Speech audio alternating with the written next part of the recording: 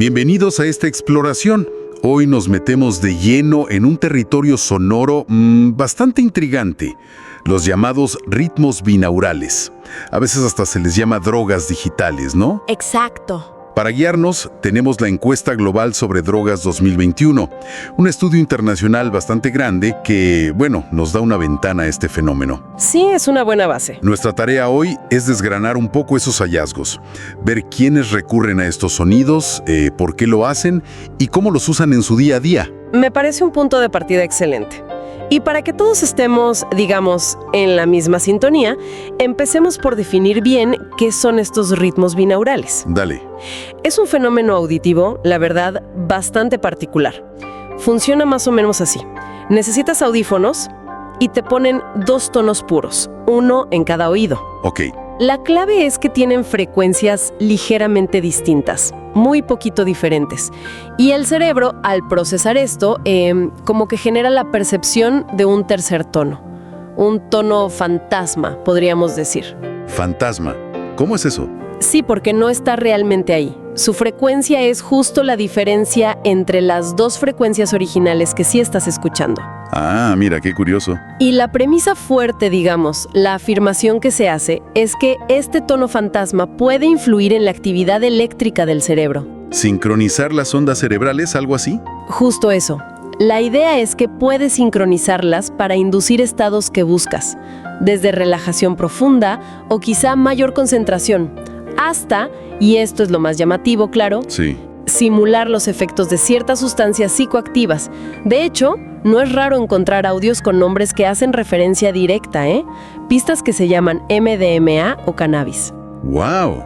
O sea, que el cerebro crea este tercer tono fantasma. Suena casi como un truco auditivo, ¿no? Pero deliberado. Podría verse así, ¿sí? ¿Y quiénes están sumando a esta práctica? Digo, buscando activamente alterar su estado con estos sonidos. La encuesta que mencionamos, la Global Drug Survey, no es menor. Para nada. Estamos hablando de más de 30,000 personas. 30,000, de 22 países además. Exacto. Y según sus datos, un 5.3% reportó haber usado ritmos binaurales justo para eso, alterar su estado de ánimo o percepción en el último año. 5.3%. Bueno, no es masivo, pero tampoco es despreciable, ¿no? No, para nada. Ya nos da una idea de la escala, aunque sea minoritaria. Y geográficamente, fíjate, el uso reportado fue más alto en países como Estados Unidos, México, Brasil. Mira, México y Brasil en la lista. Sí, y también Polonia, Rumania, el Reino Unido. Y en cuanto al perfil de quienes los usan, la encuesta dibuja algunas tendencias, Por ejemplo, tienden a ser algo más jóvenes. ¿Más jóvenes? Sí. La mediana de edad entre los usuarios fue de 27 años. En cambio, entre los que no los usan, la mediana era de 31. Pero ese promedio a veces esconde cosas, ¿no?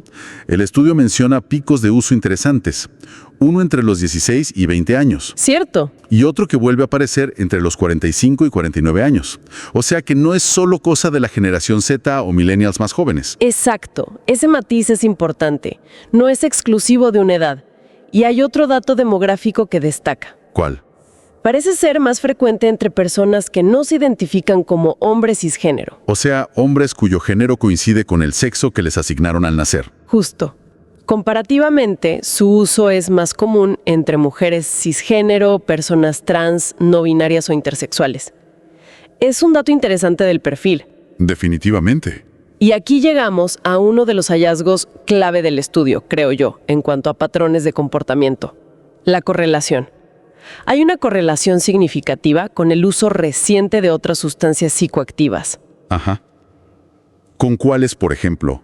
Pues mira, quienes reportaron usar ritmos binaurales también eran más propensos a haber consumido cannabis recientemente, o los llamados psicodélicos clásicos. ¿Te refieres a LSD, hongos? Exacto, LSD, psilocibina, el compuesto de los hongos mágicos, DMT, esas sustancias. Y también lo que la encuesta llama drogas nuevas o novedosas. Eso sugiere un patrón interesante, ¿no?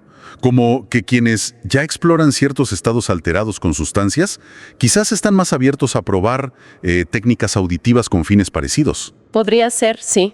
¿Se sabe si una cosa lleva a la otra o es simplemente que, bueno, que coexisten en el mismo grupo de personas? Esa es la pregunta del millón, ¿verdad? Y aquí es crucial ser muy precisas. El estudio muestra una correlación, una asociación estadística. Ok. Es decir, estos comportamientos tienden a darse juntos en las mismas personas, más de lo que esperaríamos por puro azar. Pero, y esto es clave, no podemos concluir solo con estos datos que usar binaurales cause que uses otras drogas, o al revés. Entendido. Podría haber otros factores detrás. Exacto. Podría haber otros factores que expliquen ambas cosas. De hecho, el análisis estadístico del estudio intentó controlar variables como la edad, el género, el país, para aislar estas asociaciones lo más posible. Pero la causalidad directa, no, eso no se puede afirmar. Bien aclarado. Correlación, no causalidad. Y un dato curioso más. También encontraron una asociación con el no haber consumido cocaína en el último año. ¿En serio? ¿Con el no consumo de cocaína? Sí, lo cual añade como otra capa de complejidad al perfil, ¿no te parece? Totalmente. Bueno, ya entendimos un poco mejor quiénes los usan. Ahora, la gran pregunta es, ¿para qué? ¿Qué buscan realmente cuando se ponen los audífonos y le dan play a estos ritmos? Me imagino que las razones varían. Definitivamente, no todos buscan lo mismo. Las motivaciones que reportaron son bastante diversas, la verdad. Las más comunes son quizás las que podríamos esperar. Relajarse, dormir. Exacto. La principal, mencionada por un contundente 72.2% de los usuarios, fue para relajarse o dormirse. Más de 70%. Es altísimo. Altísimo. Y le sigue con un 34.7% para cambiar mi estado de ánimo. Estas dos apuntan a un uso más enfocado en el bienestar general, ¿no? Manejo del estrés, mejorar el humor. Tiene todo el sentido. Relajación, cambio de ánimo. Muy práctico. Pero intuyo que la encuesta fue más allá, ¿verdad? Sobre todo con esa etiqueta de drogas digitales flotando por ahí. Precisamente. Y aquí es donde los datos se ponen, digamos, particularmente reveladores sobre las intenciones de un subgrupo. A ver. Un 11.7% de los usuarios afirmó explícitamente que su motivación era obtener un efecto similar al de otras drogas. 11.7%.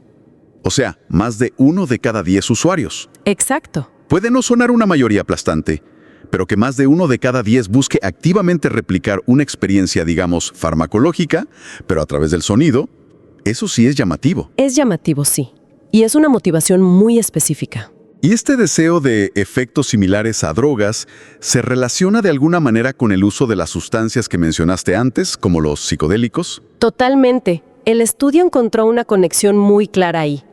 Esa motivación específica, buscar efectos parecidos a los de las drogas, era significativamente más alta entre quienes también consumían psicodélicos clásicos. ¿Qué tan más alta? Mira, concretamente, el 16.5% de los usuarios de psicodélicos que también usaban binaurales reportó esta motivación.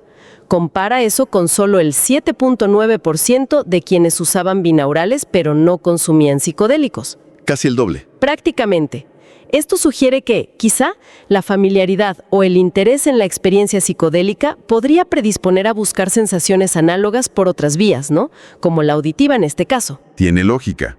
Si ya estás explorando ciertos paisajes de la conciencia por vías químicas, quizás estés más abierto o curioso por probar herramientas sónicas con propósitos parecidos. Exacto.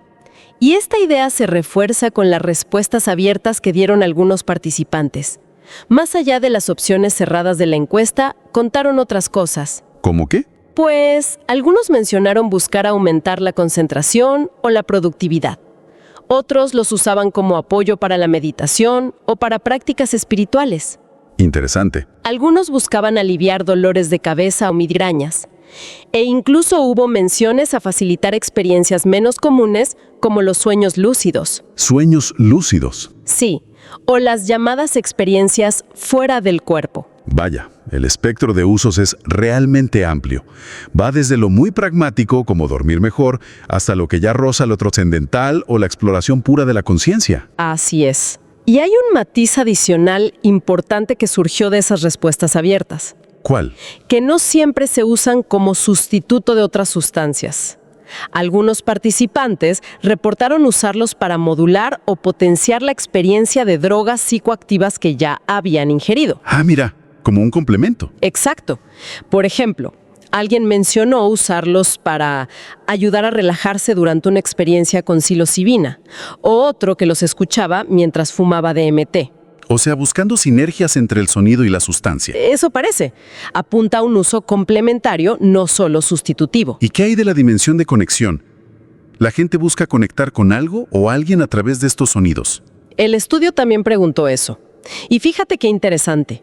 La conexión principal que buscan es interna. Consigo mismos. Sí, una mayoría significativa. El 53.1% de los usuarios dijo usarlos para conectar consigo mismo. Más de la mitad. Sí. Y un porcentaje también relevante, el 22.5%, buscaba conectar con algo más grande que ellos mismos. Eso sugiere una búsqueda de trascendencia, quizá espiritualidad. Tiene sentido, conectando con lo que decías de prácticas espirituales. Exacto. En cambio, la conexión con otras personas o incluso con la persona que creó el contenido del audio fue reportada por muy pocos. Parece ser una experiencia eminentemente introspectiva. Entendido. Ya tenemos el quién y el por qué. ¿Qué nos dice la encuesta sobre el cómo? ¿Con qué frecuencia los usan? ¿Son sesiones largas, cortas? Buena pregunta. En cuanto a la frecuencia, la mediana que reportaron fue de 10 días al año. 10 días al año, o sea, más o menos una vez al mes. Aproximadamente sí. Esto sugiere que para el usuario promedio no es una práctica diaria ni súper intensiva. Es más bien ocasional. Ok. ¿Y cuando los escuchan? ¿Cuánto tiempo? Ahí la duración más común es relativamente corta. Casi la mitad, el 49.3% reportó sesiones de menos de una hora. Menos de una hora. Luego, un 26.9% dijo usarlos durante una hora. Y solo una minoría, alrededor del 12%, se embarcaba en sesiones más largas, de más de 2 horas. Interesante. Más ocasional de lo que uno podría pensar, pero con algunos que sí le dedican tiempo. Exacto. Y el acceso. Me imagino que Internet es la clave aquí. ¿Qué plataformas usan para encontrarlos? Efectivamente, el acceso es digital y bastante directo. La vía principal, y por mucho, mencionada por el 68.3%. A ver, YouTube. Exacto. Plataformas de streaming de video como YouTube o Vimeo. Le sigue Spotify, utilizada por un 34.4%. También bastante popular. Sí. Y luego otras aplicaciones más específicas, con un 19.4%. ¿Y el dispositivo? Supongo que el celular. Computadoras de escritorio, 13.8%, y tablets, 9.6%. O sea, están literalmente al alcance de la mano para cualquiera con un smartphone y unos audífonos. Fácil acceso. Muy fácil. Esto nos lleva a preguntarnos por el contexto más amplio, ¿no? ¿Hay alguna base científica real para los efectos que la gente busca? Más allá de lo que reportan los usuarios, claro. Esa es una pregunta crucial. Sí, el propio artículo de la encuesta menciona brevemente la investigación científica que existe. Y bueno, sí hay estudios que sugieren que los ritmos binaurales podrían tener beneficios reales para ciertas cosas. ¿Cómo cuáles? Por ejemplo, para aliviar el dolor. Hay estudios sobre dolor crónico, dolor postoperatorio, también para reducir la ansiedad, especialmente la ansiedad preoperatoria, antes de una cirugía. E incluso hay alguna evidencia de que podrían mejorar algunos tipos de memoria. Entonces, para algunos usos como la relajación o el manejo de la ansiedad, sí parece haber cierto respaldo científico, aunque sea preliminar quizá. Para algunos usos, sí. Aunque, ojo, la evidencia no siempre es unánime ni súper robusta, ¿eh? Por ejemplo, en cuanto a mejorar la concentración, ahí los resultados son bastante contradictorios entre diferentes estudios. Unos dicen que sí y otros que no. Básicamente, algunos encuentran mejoras, otros no hallan efectos significativos. Pero aquí viene el punto más delicado, yo creo. ¿Cuál? La investigación científica rigurosa sobre si estos sonidos pueden realmente sustituir o simular de forma fiable los efectos subjetivos complejos de las drogas psicoactivas, esa investigación es prácticamente inexistente. Ah, o sea, para eso de efectos similares a drogas, ¿no hay mucha ciencia detrás? Muy poca o ninguna que sea sólida. Y tampoco hay evidencia fuerte que respalde la idea de que actúen como una puerta de entrada al consumo de otras sustancias.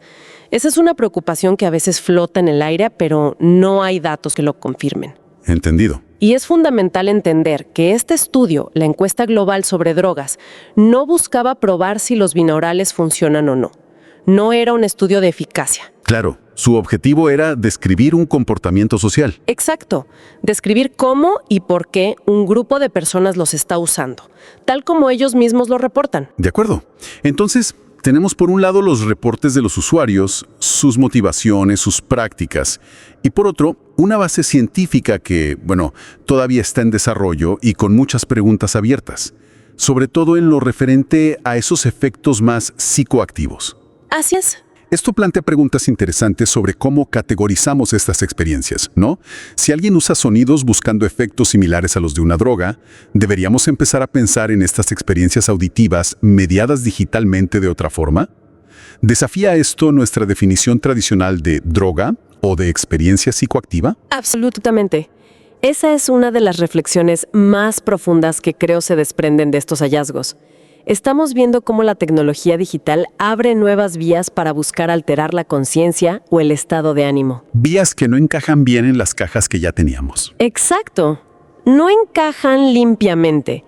Quizás necesitemos un vocabulario nuevo o más amplio, no lo sé. Ahora, también es vital mantener la perspectiva y reconocer las limitaciones de este tipo de estudio. ¿Cómo cuáles? Bueno, los propios autores lo dicen claramente. La muestra de la encuesta global sobre drogas se basa en reclutamiento online, voluntario. No es representativa de la población general de ningún país. Claro. Es probable que atraiga gente ya interesada en estos temas. Es muy probable. Y por supuesto, todo se basa en lo que los participantes dicen que hacen y sienten. Es autorreporte. Y eso siempre puede tener sesgos, ¿verdad? Por supuesto. No podemos extrapolar ese 5.3% a toda la población mundial ni dar por sentado que todos los reportes son 100% precisos. Para detectar y empezar a mapear tendencias emergentes como esta. Nos da una primera foto detallada. Eso es, una primera fotografía, a nivel global, de un comportamiento sobre el que sabíamos muy poco, la verdad. Haciendo un balance de nuestra exploración de hoy, hemos visto que el uso de ritmos binaurales con la intención de alterar el estado mental o emocional es un fenómeno real.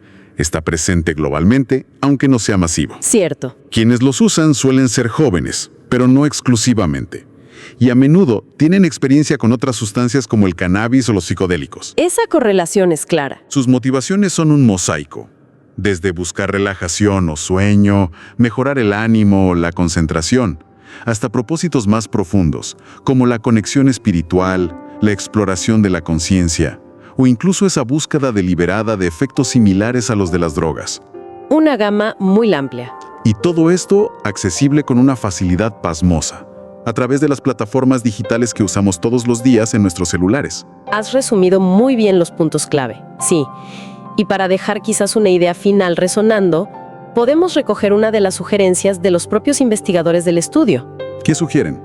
Señalan la necesidad de explorar más a fondo varias áreas. Por ejemplo, el contexto cultural específico de este consumo en distintos lugares. ¿Significa lo mismo usar binaurales en Berlín que, no sé, en Bogotá? Probablemente no. Interesante punto. También el rol exacto de la tecnología. ¿Cómo influyen los algoritmos de recomendación de YouTube o Spotify? La facilidad para crear y compartir estos audios. Claro. La dinámica del uso combinado con sustancias ingeribles. Esa idea de modular o potenciar experiencias que mencionamos. Y también su relación con otros fenómenos auditivos contemporáneos, que buscan inducir estados particulares. Como el ASMR. Justo, como el muy popular ASMR, esa respuesta sensorial meridiana autónoma. Esos videos que generan sensaciones de hormigueo placenteras en algunas personas, con ciertos sonidos o susurros.